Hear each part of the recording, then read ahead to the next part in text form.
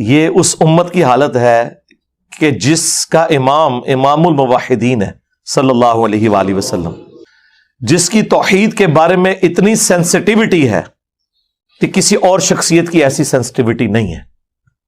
اندازہ کریں ان لوگوں کا، یعنی ذہن کی پستی کا لیول، حالت دیکھیں ان کی۔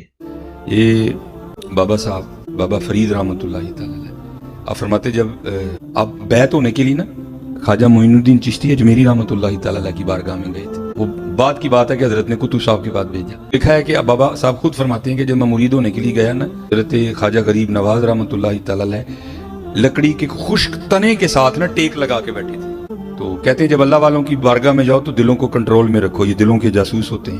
کہتے ہیں جب ان کی خدمت میں گئے نا دل میں خیال آیا لے بھائی چنگا والی لکڑ نہ ٹیک لاوے تو لکڑ خشک رہے۔ کہتے ہیں حضرت نے میرا وسوسہ پکڑ لیا اور آپ نے نا درخت پہ نظر فرمائی تو وہ درخت سرسبز و شاداب ہو گیا، ٹانیاں نکل آئیں، پھل پڑ گیا۔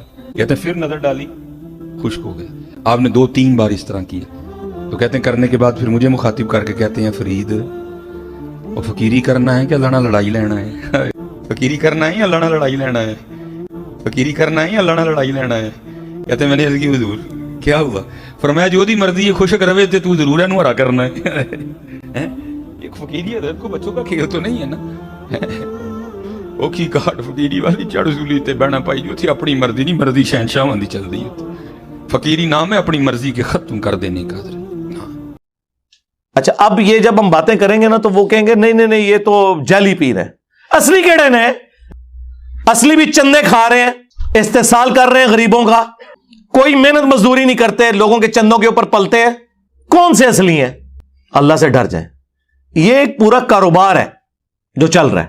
سورہ التوبہ کی آیت نمبر 31، اتخذوا احبارہم ورہبانہم اربابا من دون اللہ، یہود و نصارہ نے اپنے علماء کو اور جوگیوں کو، راہبوں کو، صوفیوں کو اپنا رب مان لیا تھا اللہ کے مقابلے پر۔ اور اسی آیت کے کانٹیکسٹ میں ایک حدیث ہے جامعہ ترمذی کے اندر جو شاہ ولی اللہ دہلوی نے حجت اللہ البالغہ میں تقلید کے خلاف کوٹ کی ہے۔ عدی ابن حاتم رضی اللہ تعالیٰ عنہ مسلمان ہوئے، جو مشہور فیاض حاتم تائی کے بیٹے تھے، پہلے نصرانی تھے، تو کہنے لگے یا رسول اللہ قرآن میں ایک آیت ایسی ہے جو مجھے کھٹکتی ہے، مجھے اس کا فہم سمجھ نہیں آیا کیونکہ میں خود نصرانی تھا، ہم نے تو کبھی اپنے علماء اور بزرگوں کی پرستش نہیں کی تھی۔ تو آپ صلی اللہ علیہ وآلہ وسلم نے فرمایا کہ کیا تم اپنے علماء اور جوگیوں، صوفیوں، راہبوں کے کہنے کے اوپر اللہ کی حلال کردہ چیز کو حرام اور حرام کردہ کو حلال نہیں ٹھہرا لیتے تھے ان کے فتووں کے اوپر؟ تو انہوں نے کہا ایسا ہی تھا یا رسول اللہ۔ تو فرمایا یہی تو ان کو رب بنانا ہے۔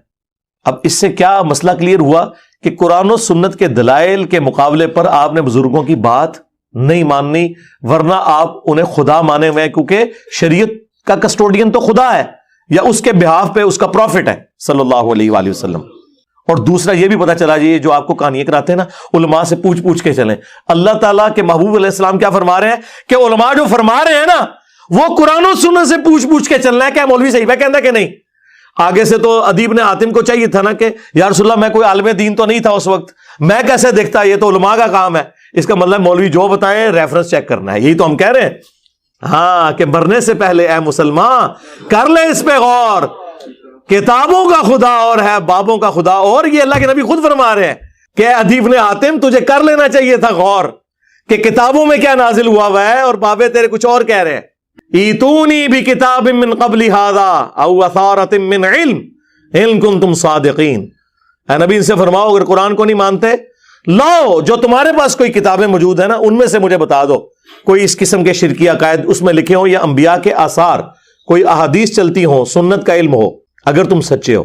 ایتونی بکتاب من قبل ھذا، کتاب کا ذکر بھی آ گیا، او اثارۃ من علم، اور علم کے آثار، کتاب بھی اور علم بھی، اسی کو میں نے علمی کتابی کر دیا کہ نہ میں بابی میں ہوں مسلم علمی کتابی۔ کہنے کتنے لکھا ہے جی؟ سورہ احقاف میں لکھا ہوا ہے۔ یہ کہاں لکھا ہوا ہے کہ جی مرنے سے پہلے اے مسلمان کر لے اس پہ غور، کتابوں کا خدا اور ہے بابوں کا خدا اور؟ جی جامعہ ترمذی میں حدیث موجود ہے، آؤ نا داڑ تلے۔ ہاں ویسے تو آپ کہتے ہیں جی دیکھیں جی ڈاکٹر اقبال نے تو حدیث کا ترجمہ کر دیا شعر کے اندر، وہ زمانے میں معزز تھے مسلمان ہو کر اور تم خوار ہوئے تارک قرآن ہو کر. یہ ترجمہ ہے مسلم شریف کی اس حدیث کا جو مشکات میں بھی ہے کہ اللہ تعالیٰ اس کتاب کی وجہ سے قوموں کو عروج دے گا اور اس کی وجہ سے زوال پذیر کرے گا. مستقبل کی خبر تھی، لیکن ڈاکٹر اقبال کے زمانے میں یہ سب کچھ ہو چکا تھا، انہوں نے اسے ماضی بنا دیا. وہ زمانے میں معزز تھے مسلمان ہو کر تم خوار ہوئے تارک قرآن ہو کر. تو سرکار ڈاکٹر اقبال جو حدیثانہ ترجمہ کرتا ہے تو انجینئر صاحب نہیں کر سکتے؟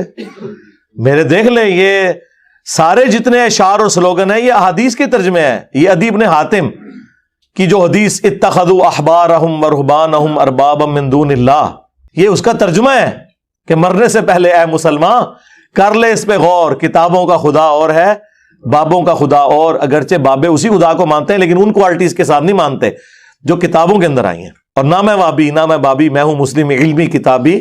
کہتے ہیں نہیں علمی کتابی، وہی وہ اس کی صفت ہے ہم مسلم ہیں. علمی کتابی اس لیے کہتے ہیں کہ قرآن میں ہے ایتونی بکتاب من قبل ھذا او اثارۃ من علم. اور المستدرک للحاکم میں حدیث ہے، اپنے بعد دو چیزیں چھوڑ کے جا رہا ہوں، قرآن اور تمہارے نبی کی سنت. تو کتابوں کے حوالے حضور کر کے گئے ہیں صلی اللہ علیہ وآلہ وسلم. اور غدیر خم پہ صحیح مسلم میں 4 احادیث ہیں. قرآن کو پکڑ لینا، اس میں ہدایت ہے، نور ہے، یہ اللہ کی رسی ہے، جو اسے پکڑے گا ہدایت پہ ہوگا، جو چھوڑ دے گا گمراہ ہو جائے گا. اور دوسری بھاری چیز میرے اہل البیت ہے، ان کے معاملے میں تمہیں اللہ کا خوف دلاتا ہوں. یہ جملہ 3 دفعہ آپ نے ریپیٹ کیا. اللہ کے فضل سے اس پلیٹ فارم سے توحید بھی قرآن کی بیان ہو رہی ہے اور اہل البیت کا بھی دفاع ہو رہا ہے. باقی سب نے ٹکڑوں میں دین لیا ہوا ہے. کل حزب بما لدیہم فرحون، ہر فرقہ خوش ہے جو اس نے ٹکڑے کا دین لیا ہوا ہے. یہاں پہ ٹوٹیلٹی میں دین بیان ہو رہا ہے. اہل حدیث نے توحید بیان کی قرآن والی، اہل بیت پہ آگے ان کی موت ہو گئی. اہل تشیع نے اہل بیت کا دفاع کیا، اگرچہ اس میں غلو بھی کیا لیکن دفاع تو کیا، لیکن توحید کے معاملے میں آگے موت ہو گئی. اہل البیت کے ساتھ وہ عقیدے منسوب کر دیے جو اللہ کا حق تھا. یہ وہ پلیٹ فارم ہے جہاں پہ کبھی ریڈ لائن کراس نہیں ہوتی. توحید گج وج کے بیان ہوگی اور اہل البیت کا بھی دفاع ہوگا لیکن کوئی ریڈ لائن کراس نہیں ہوگی اللہ کے فضل سے. الحمدللہ.